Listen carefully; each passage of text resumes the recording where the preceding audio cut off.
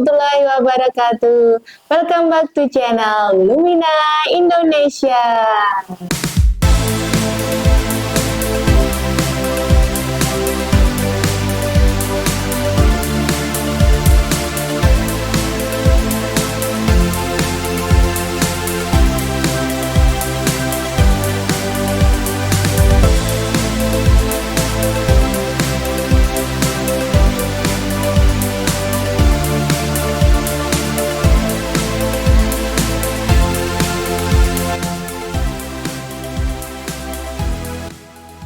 Sahabat dimanapun berada nih, terkadang tanpa sadar kita mengabaikan 3 hal penting untuk memunculkan kinerja atau performance dari karyawan kita.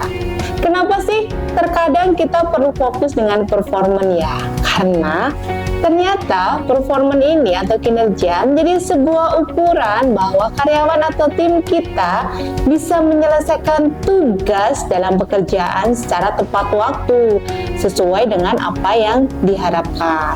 Ketika kita memiliki karyawan atau tim yang dia memiliki perform yang sangat bagus, keren, kece, dan maju terus, itu juga akan sangat mempengaruhi keberhasilan dan kesuksesan di dalam organisasi mencapai targetnya ataupun dalam mengembangkan organisasi ataupun perusahaan. Tapi sahabat, ternyata tidak semua perusahaan tahu bagaimana sih caranya membangun kinerja yang baik untuk karyawannya. Dan terkadang mereka suka melakukan hal-hal yang ternyata memberikan kontribusi yang negatif terhadap kemajuan kinerja dari karyawannya. Tentu kita akan pusing ya ketika kita sudah melakukan banyak hal, ternyata karyawan kita dia tidak perform sesuai dengan apa yang diharapkan, tidak bisa menyelesaikan pekerjaan tepat waktu, dan kualitas pekerjaannya juga asal-asalan aja mereka mengerjakan ABK asal bosnya ya, asal-asalan aja mereka mengerjakan asal bosnya senang, tapi ternyata secara kualitasnya tidak sesuai. Sebelum kita berlanjut nih, 3 hal yang sering kita abaikan yang ternyata itu memberikan kontribusi atau mendorong karyawan kita untuk bisa mencapai target hingga sekitar 56%. Kalau misalnya kita fokus dengan hal ini, mungkin hal-hal yang lainnya kita bisa mengurangi, nggak terlalu fokus gitu ya. Karena ini terkait teknik apa yang perlu dilakukan, dan ternyata 3 hal yang diabaikan tadi itu masuk ke dalam satu rumpun ya sahabat semuanya. Rumpun apakah itu? Yaitu rumpun terkait dengan gaya kepemimpinan. Ternyata gaya kepemimpinan yang dia bisa melakukan minimal 3 hal yang saya abaikan ini, insya Allah nih sahabat semuanya, namanya performance, kinerja dari karyawan, dan akan mempengaruhi keberhasilan dalam perusahaan, insya Allah bisa digapai menjadi lebih mudah nih. Saya akan kasih tahu nih jurus-jurus yang sering kita abaikan dan kita lupakan, dan kadang kita nggak terlalu fokus untuk memikirkannya. Apalagi untuk sahabat yang bisnisnya omsetnya sudah miliaran. Sekarang kita perlu nambah fokus ya, jangan hanya memperbesar sales ataupun pendapatan, sahabat perlu juga membangun sistem yang kuat. Sistem yang kuat ini tujuannya untuk apa sih? Sistem. Tujuannya, namanya semakin tinggi sebuah bangunan, semakin tinggi sebuah bisnis, tentu ujian dan terpaannya semakin besar dan semakin kuat sekali. Kalau kita nggak punya basic sistem yang kuat, maka baru kena angin apa ya, angin yang nggak terlalu kencang bisa langsung goyang-goyang gitu ya.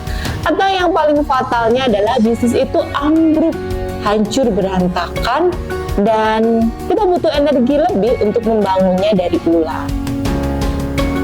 3 hal yang diabaikan dari leadership, dari kepemimpinan, dari seorang pemimpin yang terkadang tidak dia lakukan adalah yang pertama, seorang pemimpin ini perlu punya keberanian nih untuk membangun kedisiplinan di dalam organisasi ataupun perusahaannya. Tapi tenang dulu, disiplin ini bukan berarti keras ya sahabat semuanya. Disiplin ini kita bisa meletakkan atau menegakkan peraturan yang ada di dalam perusahaan. Karena disiplin itu bisa dibangun tidak selalu dengan cara keras, marah-marah, punishment, dan yang lain sebagainya. Disiplin itu bisa kita bangun dengan cara yang sangat menyenangkan, apalagi kalau itu sebagai seorang pemimpin. Disiplin bisa dibangun dengan cara menyenangkan. Saya bisa menyarankan sahabat untuk mempelajari konsep yang namanya gentle discipline. Konsep gentle discipline ini adalah salah satu konsep atau cara untuk membangun kedisiplinan dengan meletakkan kita atau seorang leader itu sebagai partner dari tim kita, bahwa sebenarnya setiap orang ini punya potensi untuk disiplin di dalam perusahaannya. Ketika mereka disiplin, otomatis perusahaan akan jauh lebih mudah menggerakkan ya, mengevaluasi, mengarahkan. Coba dibayangkan nih hal yang sederhana banget. Mereka datangnya kesuka hatinya, terus sudah ada rule, mereka nggak mau menaati. Otomatis karyawan yang tidak mau mentaati ini akan menjadi toksik karyawan ya. Dan dia akan menjadi racun yang mempengaruhi karyawan-karyawan yang lain. Ternyata dia telat, nggak dia apa-apain sama si bos. Ternyata dia nggak pakai pakaian yang sesuai, nggak dapat teguran tuh. Nah, hal-hal seperti itu perlu kita antisipasi. Sekarang kita masuk ke hal kedua yang sering diabaikan adalah ternyata sebagai seorang leader itu tidak semuanya bisa mengkomunikasikan dengan jelas kepada timnya apa sih sebenarnya yang perlu mereka lakukan agar mereka mencapai kinerja yang baik.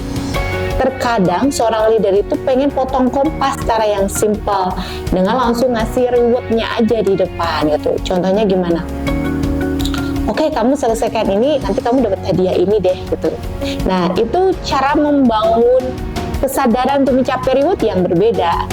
Dan kita bedakan dengan kalimat yang kedua ini.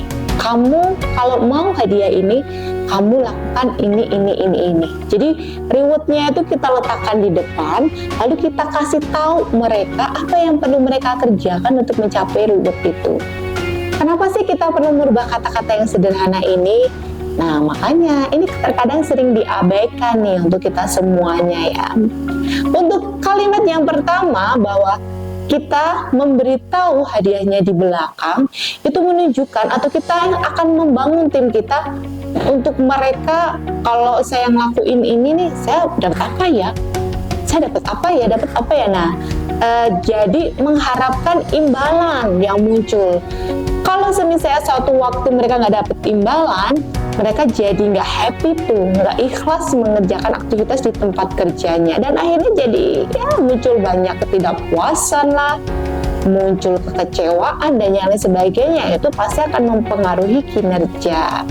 Sedangkan yang kalimat kedua, kita sedang membangun nih ke tim kita mindset atau sebuah attitude kerja. Kalau kamu pengen sesuatu, kamu harus doing something dong untuk membawa ke sana. Kamu harus berhasil, kamu harus melakukan hal-hal tertentu, dan kamu harus berusaha dengan keras atau menahan sesuatu biar keinginanmu tercapai. Oke, ini terkait dengan komunikasi yang terkadang kita sering mengabaikan. Lalu yang ketiga, yang ini semakin sedikit seorang leader ini bisa membangun atau menancapkan nih, sebenarnya mereka bekerja itu untuk apa sih, atau kata lainnya makna dalam bekerja. Jadi seorang leader ini semestinya mereka dengan senang hati, dengan ketulusan membantu timnya untuk menemukan makna dalam bekerja. Kenapa ini penting sekali? Karena ketika seseorang sudah menemukan makna dalam bekerja, mereka tidak akan terorientasi dengan hal-hal yang bersifat ukuran ya. Maksudnya gimana nih? Orang bekerja ini kan untuk uang ya, untuk menafkahi diri sendiri, atau untuk menafkahi keluarganya, atau untuk menafkahi orang lain gitu. Dan ketika seseorang ini merasa bekerja sudah habis-habisan gitu ya, lembur dan yang lain sebagainya, tetapi kemampuan perusahaannya belum sampai di sana dan membahayakan bagi perusahaan ketika mengambil misalnya investor yang baru atau hutang yang baru gitu ya. Tapi di sisi lain, si pemimpin perusahaan mereka tidak akan melupakan nih jasa-jasa karyawannya yang bersedia dibayar dengan kondisi perusahaan yang sekarang. Dan nanti ketika perusahaan sudah besar, si owner atau si pemimpin ini siap untuk memberikan lebih karena yang sebelumnya mereka tidak dibayar sesuai dengan standar misalnya perusahaan yang ada. Kalau misalnya karyawan kita bekerja ini terfokus hanya untuk uang, mereka akan melupakan hal lain tentang dirinya. Mereka akan mengembangkan dirinya, atau mereka akan mengabaikan kepedulian terhadap lingkungan sekitarnya dan yang lain sebagainya yang berdampak positif terhadap dirinya maupun lingkungan yang lain. Dan menjadi seorang pemimpin yang bisa memberikan makna bekerja yang baik bagi perusahaan itu memang bukan hal yang mudah.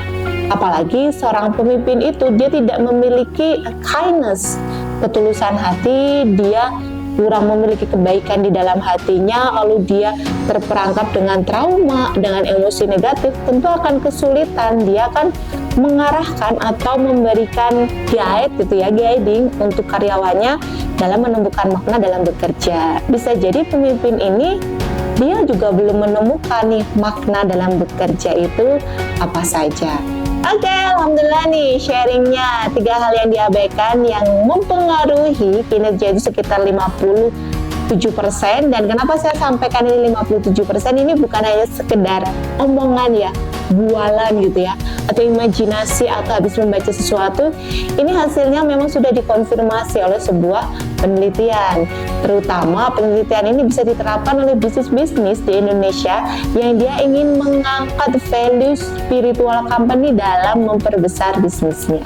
Jika sahabat merasa konten ini menarik, memberikan inspirasi, mencerahkan, dan menjawab pertanyaan-pertanyaan yang Anda bingungkan, jangan lupa like, komen, dan subscribe-nya, dan juga share ke sahabat atau teman Anda yang membutuhkan ataupun tim Anda sendiri dalam membangun kinerja.